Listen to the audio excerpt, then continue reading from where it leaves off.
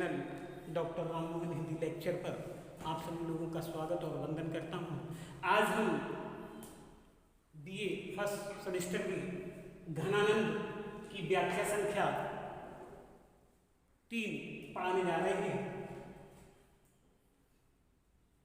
किसी भी व्याख्या को करने से पहले हम संदर्भ लिखते हैं और संदर्भ में क्या लिखेंगे कि जिस पाठ से लिया गया है, जिस रचना से लिया गया है और उस लेखक का नाम या कवि का नाम लिखा जाता है। देखेंगे कि प्रस्तुत पंक्तियां हमारी पाठ्य पुस्तक हिंदी काव्य के सुजान हित नामक रचना से ली गई हैं और जिसके कवि, जिसके रचयिता कौन है? घनानंद। लेखक जब डालते हैं गद्य में होता है, जो काव्य में होता है तो कवि या रचयिता हम लिखते हैं, इतना ध्यान रखेंगे। ठीक, देखिए सभी जितने भी विद्यार्थी हैं सभी से अनुरोध है कि मेरे YouTube चैनल को ज़्यादा से ज़्यादा सब्सक्राइब और शेयर करते रहें। देखिए घनानंद की व्याख्या संख्या 3 कि नीत सुजान अनीत करो जे नहा न दूजे मोहिए अमोही। घनानंद जी कहते हैं कि नीत सुजान अनीत करो जिन हा न हुजे मोही अमोही।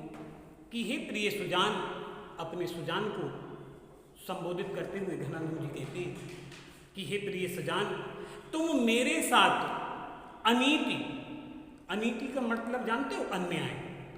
अन्याय, ठीक, अनीति। कि हे प्रिय सुजान, तुम मेरे साथ अनीति क्यों कर रही हो? घनानंद जी कह रहे हैं कि नीत सुजान अनीति करो। कि हे प्रिय सुजान उनकी प्रेमिका का नाम था। कि हे प्रिय सुजान, तुम मेरे साथ अनीति अर्थात अन्याय क्यों कर रही हो? कह रहे कि जिन हा ना हुजे हैं मोही अमोही। कृपा करके, कि हे सुजान, कृपा करके मेरे प्रति निर्दयी मत बनो।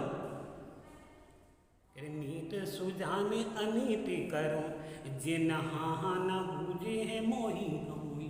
कि हे प्रिय सुजान, मेरे साथ अन्याय मत करो, कृपा करके मेरे प्रति इतनी निर्दयी मत बनो। निर्दयी का मतलब तो जानते हो?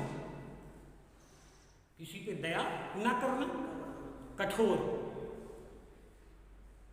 आगे कह रहे हैं कि दीठ को और कहूँ नहीं ठौर। दीठ माने क्या होता है? दृष्टि। दीठ एक शब्द आया है, दीठ यहां पर प्रयोग हुआ है दृष्टि के लिए। दृष्टि का मतलब नजर, निगाह, समझ रहे हैं? नजर, निगाह। कि दीठ को और कहूँ नहीं ठौर। कि हे प्रिय सुजान, जो मेरी नजर है, जो मेरी दृष्टि है, उसके लिए और कहीं ठिकाना है ही नहीं। मैं इस नजर से कि मेरे जो नेत्र मात्र हैं वो तुम्हारे रूप का रसपान करना चाहते हैं। घनानंद जी कह रहे हैं कि हे प्रिय सुजान, तुम मेरे साथ अन्याय क्यों कर रही हो? अरे मेरे साथ तुम इतना निर्दयतापूर्ण व्यवहार क्यों कर रही हो कि मेरी जो दृष्टि है, जो मेरी नेत्र मात्र है मेरे, वो तुम्हारे रूप का ही रसपान करना चाहते हैं। अन्यंत्र कहीं उनकी रुचि है ही नहीं, अन्य कहीं या कोई और वस्तु देखने में उनकी रुचि है ही नहीं। वही तो बात थी कि दीठ को और कहूँ नहीं ठौर। कि जो मेरी नजर है, जो मेरे नेत्र है, वो तुम्हारे सिवा किसी और को देखना चाहते ही नहीं। ठौर फिर द्रग रावरे रूप के द्रोही। द्रग आया है, कैसी आया है? द्रग नेत्र, पर्यायवाची है आंख का। द्रग लोचन नयन, जो भी तुम बात कर रहे थे, द्रग लोचन नयन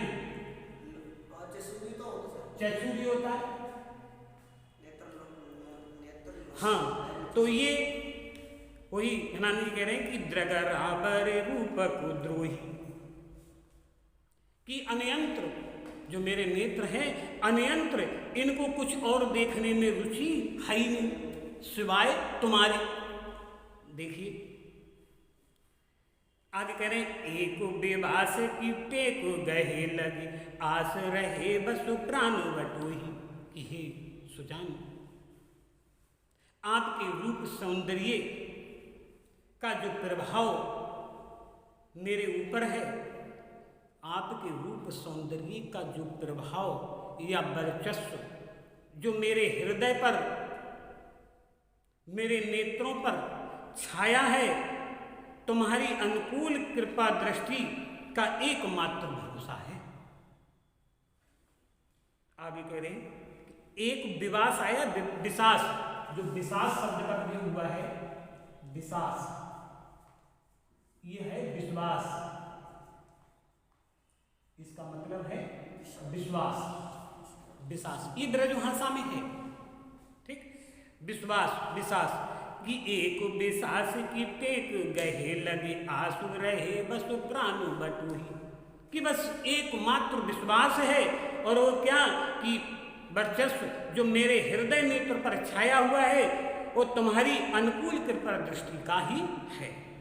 देखिए, अर्थात घनानंद जी कहना चाहते हैं कि अर्थात प्राण छूट नहीं रहे हैं, कि हे सुजान, जो प्राण है वो छूट नहीं रहे हैं, कि हो गणानंद की जीवन मूल, दही कट प्यासा न मारत मोह।